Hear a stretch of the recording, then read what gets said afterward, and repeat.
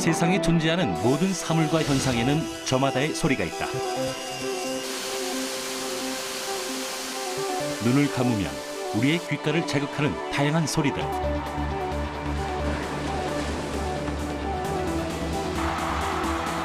귀가 터질 듯한 함성 소리가 어떤 이들에게는 응원의 즐거움이 되고, 절박한 시위대의 외침이 누군가에게는 시끄러운 소음이 되기도 한다. 소음도 일종의 소리인데요. 듣는 사람 입장에서 도움이 안 되는 소리를 우리는 소음이라고 이야기합니다. 일상에서 마주하게 되는 크고 작은 소리들. 하지만 원하지 않을 때 귓가를 자극하는 그 소리들은 결국 우리의 인내심을 시험하게 만든다. 쾌적한 생활 환경을 해치고 스트레스를 유발하는 소음 공해. 그렇다면 이 소음 문제를 해결할 수 있는 방법은 없을까?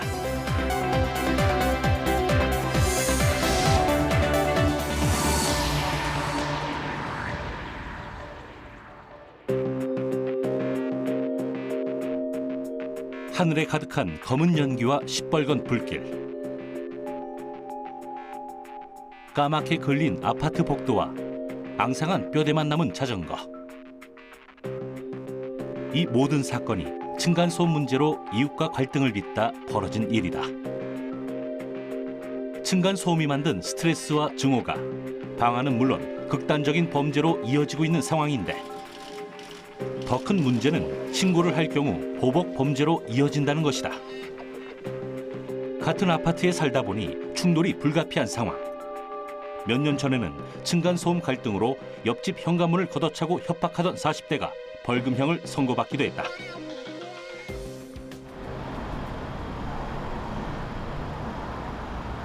층간소음 문제, 과연 얼마나 심각할까? 제작진은 그 심각성을 직접 확인하기 위해서 층간소음 체험장을 찾았다. 이곳에서는 소음 유발 행위로 발생된 소리의 크기를 수치상으로 확인할 수 있다. 우리가 일상생활을 하면서 발생시키는 여러 가지 소리들.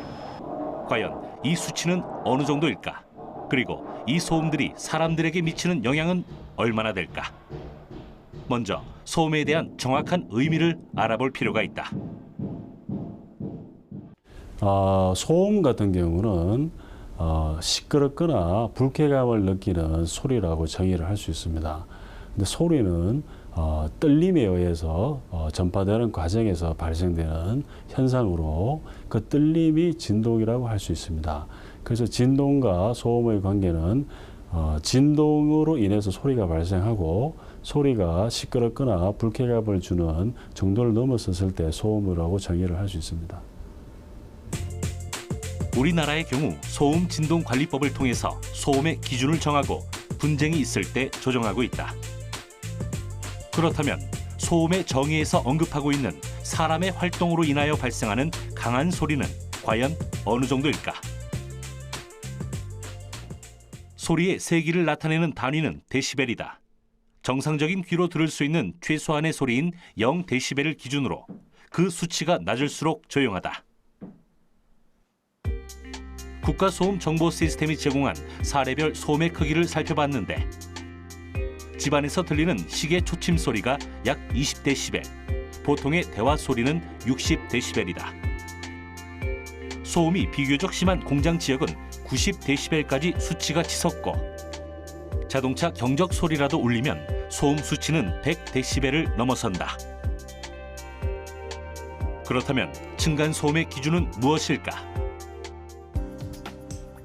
2014년 6월부터 시행된 공동주택 층간소음 기준에 관한 규칙에 따르면 주간은 1분 동안 측정한 평균 소음은 43데시벨, 최고 소음은 57데시벨이 층간소음 여부를 가르는 기준이다. 그렇다면 성인 남자가 일상에서 무심코 행하는 일들의 소음은 과연 어느 정도일까? 의자를 끌어당길 때 나는 소음은 약 48에서 65데시벨을 넘나든다.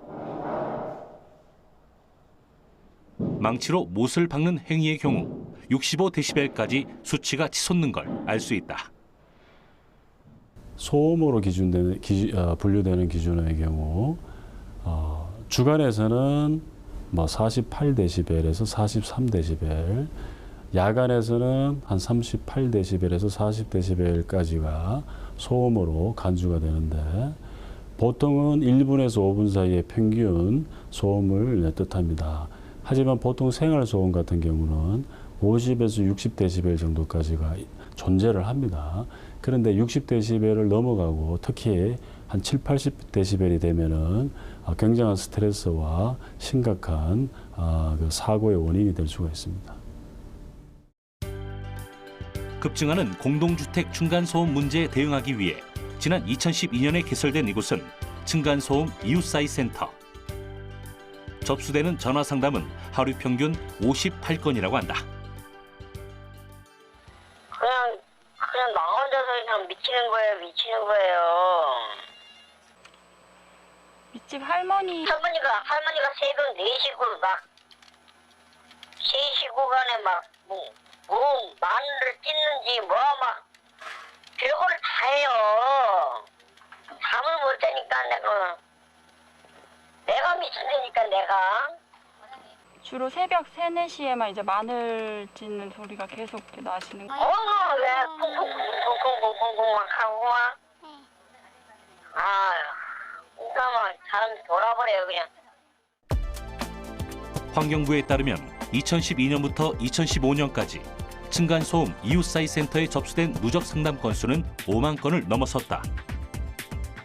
2012년 약 7천 건이었던 상담 건수는 2013년 약 15,000건으로 2배 이상 불어나면서 매년 증가하고 있다. 특히 현장 방문 요청도 꾸준히 증가하고 있는데 층간소음 해결을 위해서는 소음 측정 및 분석이 무엇보다 중요하기 때문이다. 외부 소음을 차단하기 위해 창문을 닫아도 쿵쿵거리는 층간소음까지 막지는 못한다. 안팎으로 시끄러워 못 살겠다라는 말이 절로 나오는 이유. 층간소음의 대부분을 차지하고 있는 저주파 소음에 대한 이해가 부족하기 때문이다. 과연 저주파 소음이란 무엇일까? 전철이라든가 KTX라든가 버스라든가 뭐 이런 또 층간소음이라든가 뭐 이런 것들이 저주파가 많이 포함이 되어 있는 소음이라고 할 수 있는데요. 그럼 보통 저주파는 어디까지냐? 원래 딱 부러지기에 어떤 기준은 없고 사람은 중주파스나 중주파스나 고주파 음은 청각으로 주로 느껴요. 근데 이렇게 100Hz 이하의 저주파 소리는 이 척추라든가 이런 촉감 있잖아요. 촉감을 통해서 주로 잘 느끼게 된다는 것이죠. 위층에서 소리를 내면 이런 소리가 나요. 위층에서 소리 내면서 녹음한 거예요.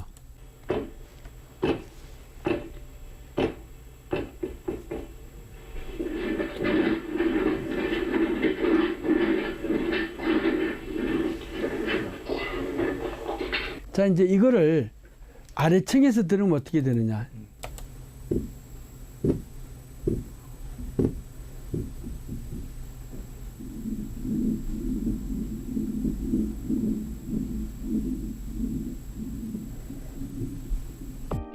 윗집과 아랫집에서 측정한 소음을 눈으로 보더라도 파형은 동일하지만 소리의 크기가 다름을 알 수 있다.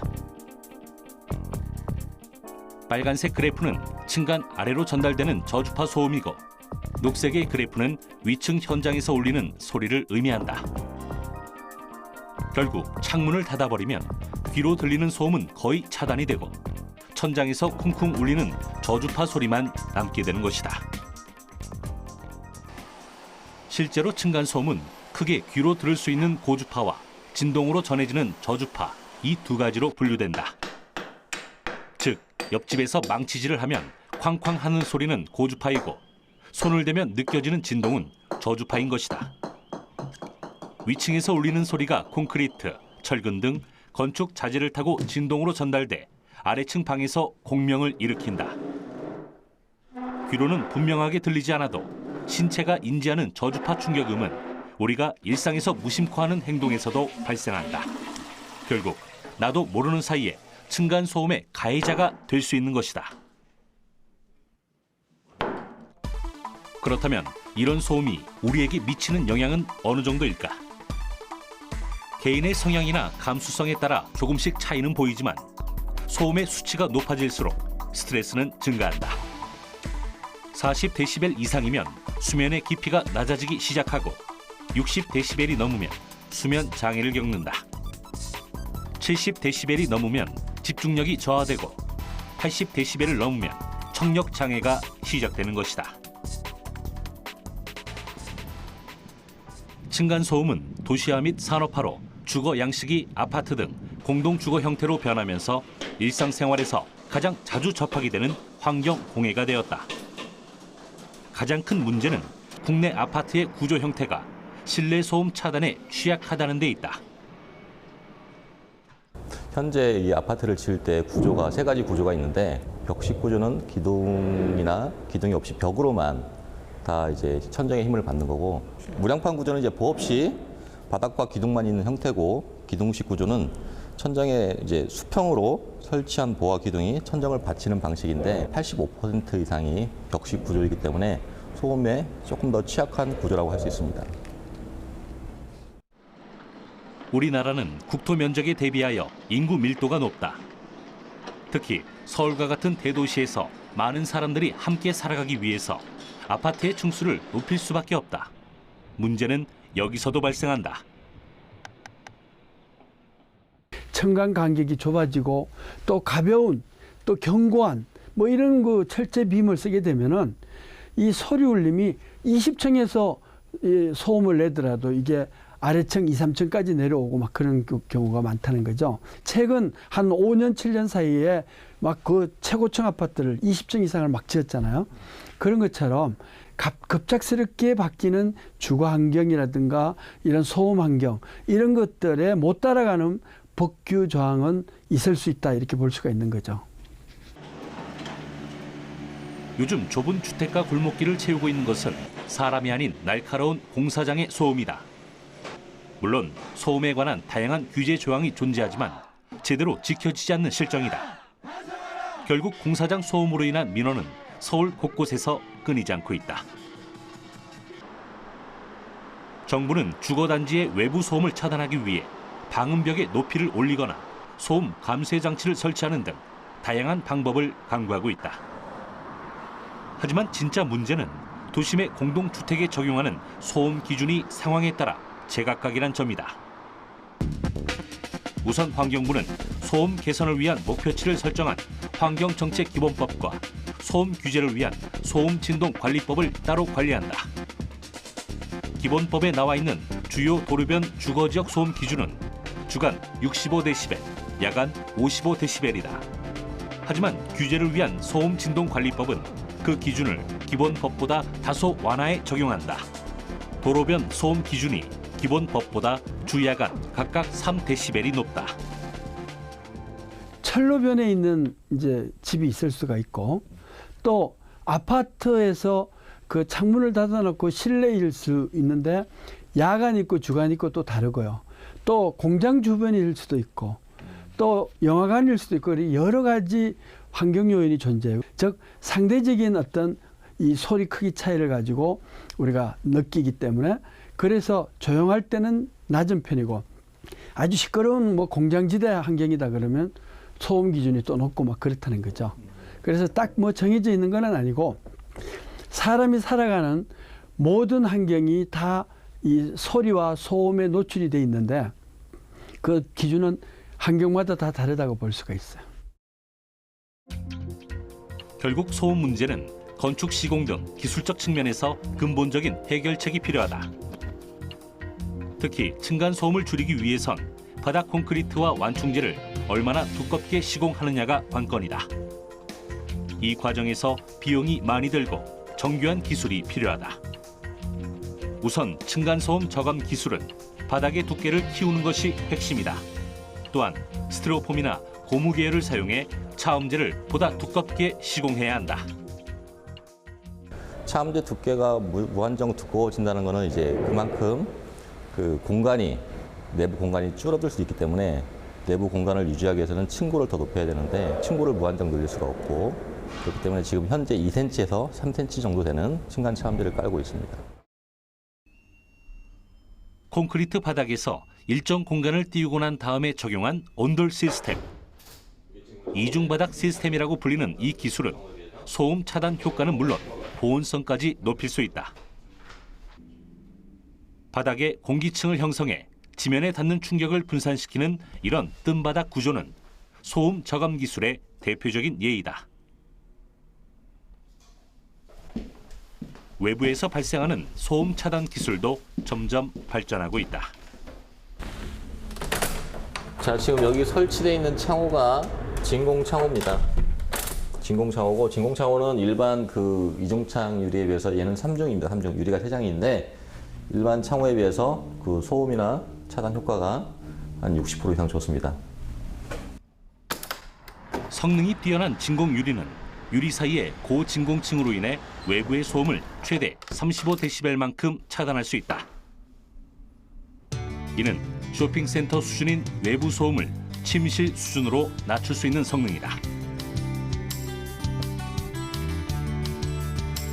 그 밖에도 요즘 특허청에는 층간 소음을 줄이는 신기술로 특허를 받겠다는 개인과 기업의 발길이 크게 늘고 있다고 한다. 특히 차원이 다른 아이디어들이 속속 등장하고 있는데 기사만 읽어도 눈에 띄는 기술들이 있다. 층간소음 때 충격을 에너지로 바꾸거나 층간소음을 상쇄시키는 진동 음파를 만들어내는 신기술도 나타났다. 층간소음을 감지하고 경보하는 기술은 소음이 발생했을 때 이를 위층의 스피커로 알려주거나 경고 신호를 보낼 수도 있다고 한다. 소음을 저감할 수 있는 신기술을 직접 확인해 보기 위해 제작진은 한국기계연구원에 있는 대전으로 향했다.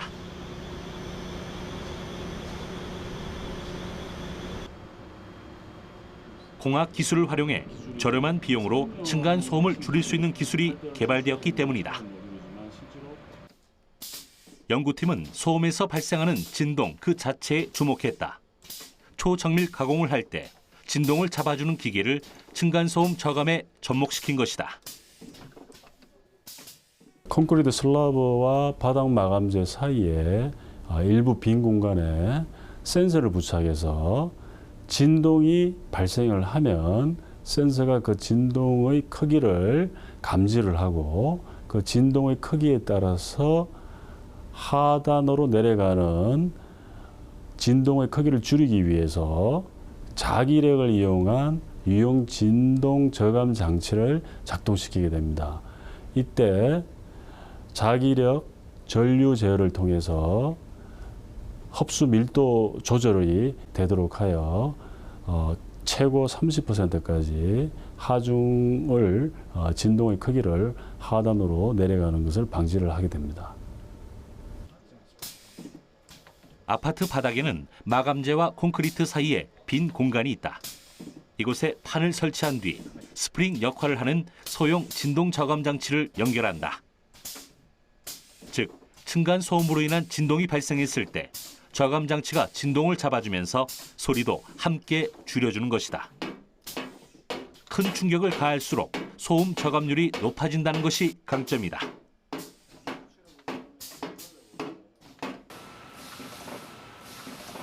연구팀은 이 기술을 아파트에 적용할 경우 층간소음을 최대 32%까지 줄일 수 있을 것으로 보고 있다. 현재 기술로 줄일 수 있는 소음이 10% 안팎이란 점에서 효과가 크고 설치 비용도 5분의 1 수준으로 저렴하다. 연구팀은 상용화를 위해 국내 건설업체와 공동 연구를 진행할 계획이라고 한다. 사실 건축 설계에 있어 층간소음 저감 기술을 적용하면 시공 비용은 늘어날 수밖에 없다. 그렇다면 왜 우리는 막대한 시공 비용을 감수하고서도 이런 기술을 개발하고 또 이용해야 하는 걸까? 만약에 보기 싫은 시각 정보가 있다 그러면 눈을 감아버리면 되잖아요. 그리고 또 후각이다 그러면, 후각이다, 냄새를 맡는 거다 그러면 처음에는 냄새가 나지만 조금만 있으면 무뎌져 가지고 냄새를 못 맡아요. 그래서 우리가 커피숍에 들어가면 막 향기가 있다가 조금만 있으면 그 향기를 못 맡아요. 새로 들어온 사람은 맡아요. 근데 소리는 귀를 닫아버릴 수 있는 방법이 없어요. 또 촉감을 그냥 열어놓고 있어야지 촉감을 닫는 방법이 없다는 거죠. 시련 소리가 자꾸 들어와가지고 해친다 그러면 어느 누군들 피해를 안 당하겠어요. 그래서 옛날에는 오감을 풍요롭게 하면서 살지 않았을 때는 그렇게 뭐 중요성을 몰랐는데, 요즘은 이 오감을 풍요롭게 하지 않고 공해로부터 늘리거나 시달리게 하면은 스트레스를 받아가지고 만병의 근원이 된다는 게 이제 가장 심각한 문제라고 할 수가 있어요. 소음 공해는 사람뿐 아니라 소리에 민감한 동물들에게 더 심각한 영향을 끼친다. 지난해 경남의 한 애견 훈련소에서는 훈련견들이 이상 행동을 보이기 시작했다. 불안한 듯 같은 장소를 맴돌고 심지어는 새끼를 물어 죽이기도 했다. 인근 철도 공사장 소음이 그 원인이었다. 한우 농가에서는 인근 지역의 소음으로 인해 걷지 못하는 기용소가 태어나기도 했다. 이상 행동을 보이는 소들이 생활하는 현장의 소음을 측정해 봤는데 일반적 가축 피해 기준치인 70데시벨을 웃돌았다. 소음으로 동물 피해를 입은 곳이 또 있었다. 경기도 부천의 한 사업장. 이곳은 김태훈 씨가 관상어인 구피를 길러서 판매하는 곳이다. 구피는 빛깔이 아름다운 난태생 어종으로 초보자부터 전문가까지 두루 찾는 인기 관상어이다.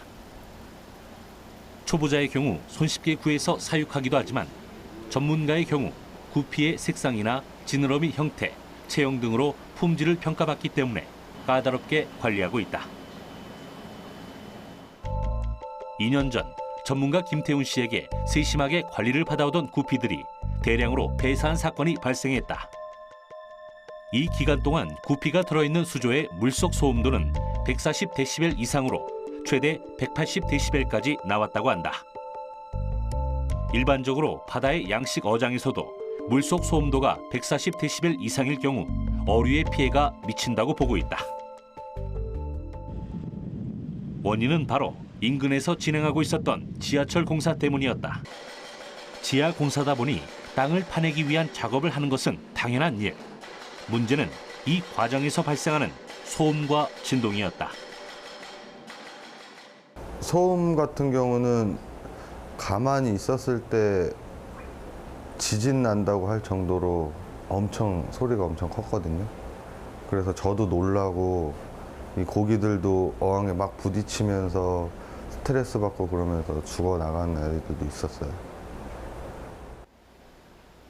아버지의 대를 이어 2009년부터 구피를 키우고 있다는 김태훈 씨. 그에게 구피를 돌보는 일은 단순히 관상어를 키우는 일이 아니었다. 세계 무대에 최고의 구피를 선보이겠다는 꿈이 있었기 때문이다. 제 구피들은 이렇게 컨테스트를 외국으로 나가는 개체들이기 때문에 꼬리나 발색이 엄청 중요한 아이들인데 그 발파가 시작되고 나서부터 아이들이 이제 발색도 떨어지고 체형도 망가지기 시작하면서 원래 구피는 난태생종이라 새끼를 낳는 고기인데 그 발파 공사가 시작되고 남으로써 새끼를 못 낳고 알을 그냥 쏟아내기 시작했고 그 이후에 거기에서 나온 새끼들은 오히려 성어가 돼서도 상품화되지 못하기 때문에 엄청 큰 피해를 보게 됐습니다. 국내외 구피 품평회에서 좋은 성적을 거두었던 태훈 씨. 최근엔 국제 품평회 심사위원으로도 활동 중이다. 고급 구피의 사육으로 국내 구피를 세계에 알리는 역할을 해오고 있는 그는 소음 피해를 입고 난 후 2년간 구피의 품질을 되살리는데 부단한 노력을 기울였다고 한다. 저는 물고기를 키우는 사람이지 이거에 대한 박사가 아니기 때문에 잘 몰라요. 근데 대신 고기들이 그 정도로 심하게 어항에 부딪힐 정도로 심했다는 거는 얘네들한테는 사람보다 더 스트레스가 심했다는 거기 때문에 참 그게 아쉽죠. 그래가지고 고기들을 그때 제가 저로서는 물속에 있는 생물을 어떻게 해줄 수가 없다는 점이 되게 안타까웠습니다. 최근 5년간 매년 약 200에서 250여 건의 사건이 환경분쟁조정위원회로 접수되었다고 한다. 그중 동식물 피해와 관련한 사건은 해마다 30에서 40건씩 꾸준히 제기되고 있다. 특히 지난해의 경우 분쟁이가 처리한 사건의 85%가 소음 진동이 그 원인이었다. 기온이 올라가면 들리기 시작하는 반가운 소리. 여름을 알리는 상징이었던 매미 소리가 언제부턴가 불청객으로 인식되고 있다. 이른 아침부터 요란하게 울어대는 통에 여름 도심 소음의 주범으로 지목된 것이다. 최근에 그 매미 소음 때문에 그 불편을 호소하는 분이 많이 있거든요. 그래서 어떤 분 같은 경우에는 그 공사장의 굴착기 소리 같다 뭐 그렇게 표현하시는 분들도 있고, 소음의 정도가 그 생활에 지장을 줄 정도로 이렇게 심하다고 해요. 특히 그 수면 장애 같은 경우가 아주 흔한 예예요. 문제는 수년 전부터 매미가 밤낮을 가리지 않고 운다는 것. 2010년 환경부 조사에 따르면 매미의 울음소리는 도로변 자동차 소음보다 시끄러운 것으로 나타났다. 한밤에 울려 퍼지는 매미 울음소리는 지속적인 수면 장애를 가져올 수 있고 더 심해지면 정신질환의 원인이 되기도 한다.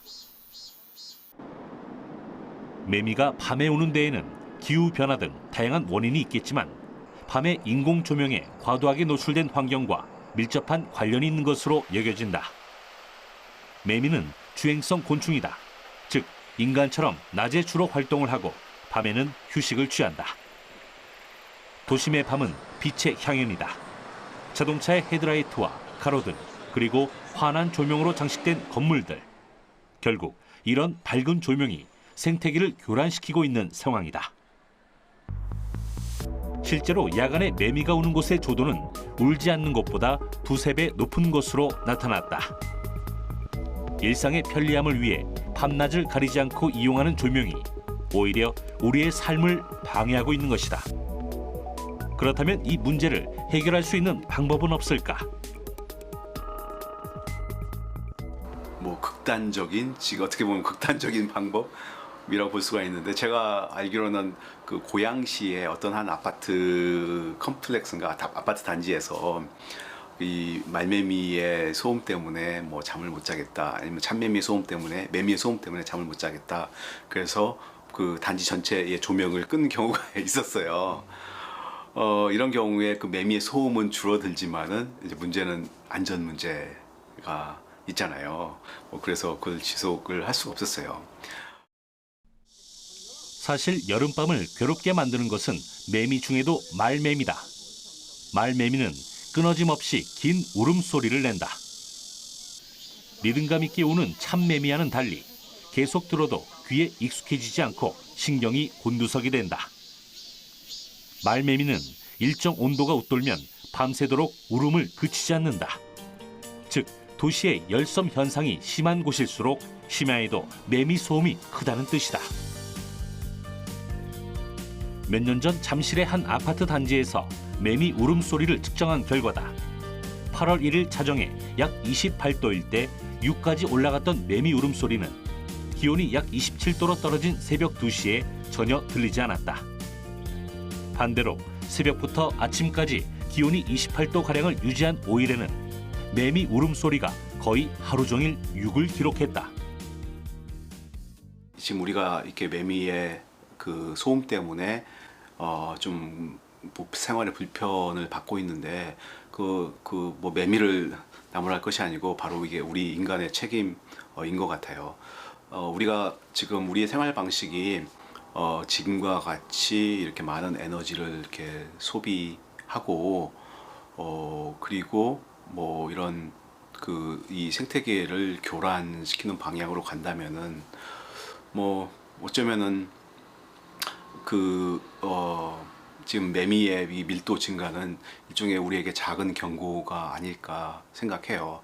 앞으로 이런 생활 방식이 지속된다면 어쩌면은 더 큰 그런 생태계의 문제가 초래하지도 않을까, 뭐 조심스럽게 좀 걱정하고 있어요. 누군가는 이 음악 소리를 감미롭다 느낀다.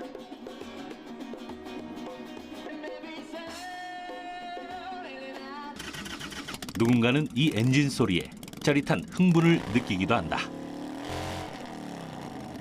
반대로 고통스러워하는 사람도 있다. 소리와 소음의 구분은 주관적 측면이 있어 경계가 모호할 때가 많다. 과연 우리는 어떤 음들을 소리라고 느낄까? 눈앞에 펼쳐진 지도 한 장. 사운드 디자이너 정광표 씨가 서울의 소리를 모아서 만든 지도이다. 장소를 클릭하면 그 지역에서 나는 소리들을 직접 들어볼 수 있다. 우리가 사는 지역에서는 어떤 소리가 날까?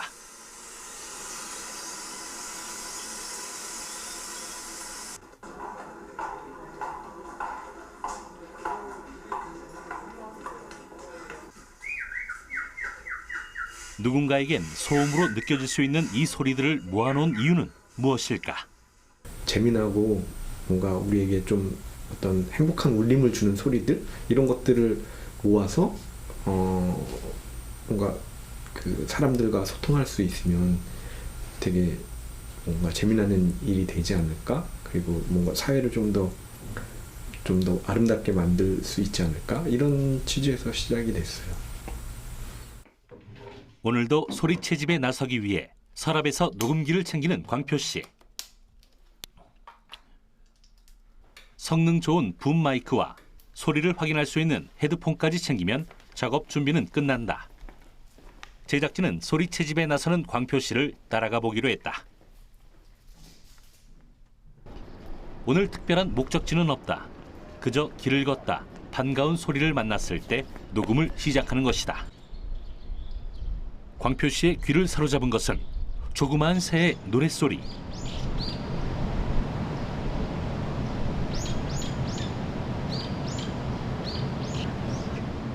광표 씨는 그 자리에 서서 마이크를 높이 세우고 허수아비처럼 꼼짝도 하지 않는다.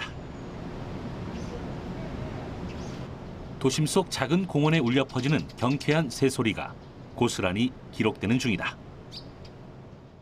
제가 하는 이 소리 채집은 좀 더 사람 중심의 소리들, 그래서 좀 더 따뜻하고 뭔가 우리에게 좀 좋은 울림이 되는 소리들, 이런 것들을 좀 모아서 이렇게 소통하고 싶은 그런 이유에서 시작을 했습니다. 이렇게 채집해온 소리는 보정 없이 데이터로 만들어져 온라인 소리 지도에 저장된다. 2007년부터 서울의 소리를 채집하기 시작했다는 정광표 씨. 그는 소리를 통해 서울의 매력을 세상에 알릴 수 있다고 생각한다.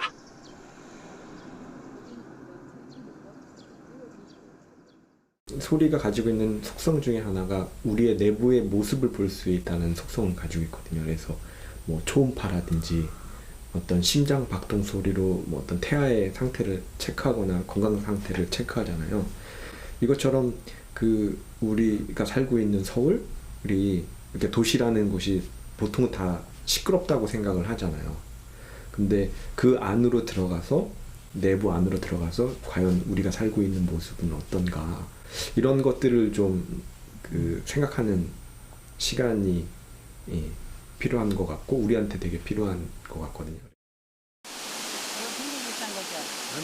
세상엔 들을수록 마음이 안정되어 일부러 찾게 되는 소리들이 있다. 빗소리, 폭포소리, 또 파도 소리와 같은 자연에서 느낄 수 있는 소리들. 이렇게 우리 귀에 듣기 좋은 소리를 백색 소음이라고 부른다. 사람들의 웅성거림과 잔잔한 음악이 섞인 이 환경음도 백색 소음에 해당되는데, 이런 백색 소음은 집중력을 높여준다고 한다. 소리는 있으되 의미가 없고 또 소리의 내용이 상당히 평상시에 듣던 소리이기 때문에 자연의 소리 같은 거니까 안정감이 있어가지고 불안하지 않고 그냥 그 소리를 듣고 그냥 자기 일에 열중할 수가 있다. 그래서 학습 효율이 한 35%, 또 업무의 집중 효율이 한 30% 이상 나오는 걸로 그렇게 보고가 되고 있습니다. 백색 소음은 육아 노하우로도 각광받고 있다. 실제 울고 있는 아이에게 비닐봉지를 비비는 소리를 들려줬다.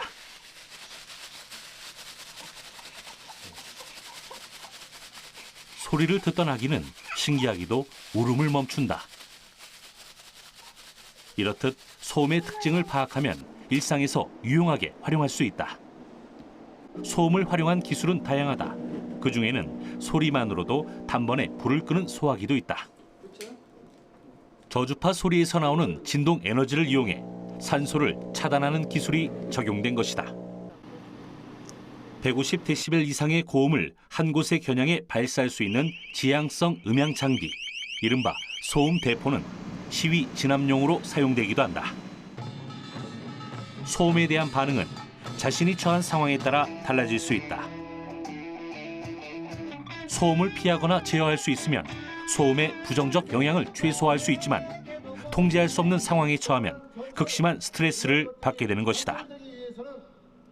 소음을 제대로 통제하기 위해서는 소리의 본질을 제대로 이해하고 현실성 있는 규제를 만드는 게 중요하다. 소리는 3요소가 있는데 소리가 얼마나 크고 작으냐 이걸 데시벨로 나타내요. 또 이 음폭이 저주파냐 중주파냐 고주파냐 하는 고주도 나타내고 또 세 번째로 중요한 게 소리의 지속 시간이에요. 노출 시간 있잖아요. 그러니까 소리의 노출이 소리의 3요소 중에 하나예요. 그러니까 소음에 노출되는 시간을 줄이는 것이 법제화해야 될 제일 우선순위다 이렇게 봐요. 층간 소음은 주거 양식이 아파트와 같은 공동주택으로 변하면서 피할 수 없게 된 시대적 산물이다. 결국 이상적인 해결 방안이란 법적, 사회적 규범의 테두리 안에서 우리 스스로 규범을 준수하는 것이다. 이웃 간의 소통 기회를 자주 마련하는 것도 방법이다. 한 아파트에서는 입주민들에게 소통의 의미로 화분을 선물해 화제가 되기도 했다. 서울 금호동의 한 아파트 단지. 이곳 주민들은 지난 5년간 층간소음 문제를 자율적으로 해결하기 위해 노력해왔다. 방법은 바로 이웃 간의 소통. 이들은 먼저 주민 공동체를 조직해 아파트 관리동 옥상에 텃밭을 만들었다. 텃밭을 분양받은 주민들은 옥상에 모여 모종을 심고 작물을 돌보며 소통하기 시작했다. 결국 서로를 이해하게 되면서 층간소음 분쟁도 점차 줄어들게 되었다. 근본적인 문제는 저희가 해결할 수 없기 때문에 이웃 간의 관계를 회복하면 서로 소통하고 배려하면 이웃 간의 관계가 회복이 되면서 어느 정도 층간소음에 관련한 그런 문제가 조금이나마 해결될 수 있지 않을까 하는 그런 취지로 저희가 공동체 활성화를 하게 됐습니다. 이런 노력의 결과 이 아파트는 서울시 공동체 활성화 사업 우수 사례로 2년 연속 선정되기도 했다. 이들은 다양한 모임과 활동을 통해 아랫집과 윗집 주민들이 서로 자연스럽게 얼굴을 익힐 수 있는 기회를 많이 만들어 주었다. 아파트 주민들이 함께하는 벼룩시장을 비롯해 나무 이름표 만들기, 어린이 클레이 아트 등 다양한 주민학교 프로그램이 수시로 열리고 있다. 좀 더 많은 주민들이 참여할 수 있는 그런 다양한 방법을 고민하고 있습니다. 그래서 2014년도에 이제 이 텃밭을 하면서 주민들을 대상으로 저희 주민들을 대상으로 그 주민화합 노래잔치를 2014년도에도 했고 작년에도 하고 올해도 지금 할 계획입니다. 인간은 이 세상에 나오기 전 엄마 뱃속에 있을 때부터 소리를 듣기 시작한다. 이 소리의 본질은 사람과의 소통이다. 그리고 소음이란 소통을 방해하는 원치 않는 소리로 정의할 수 있을 것이다.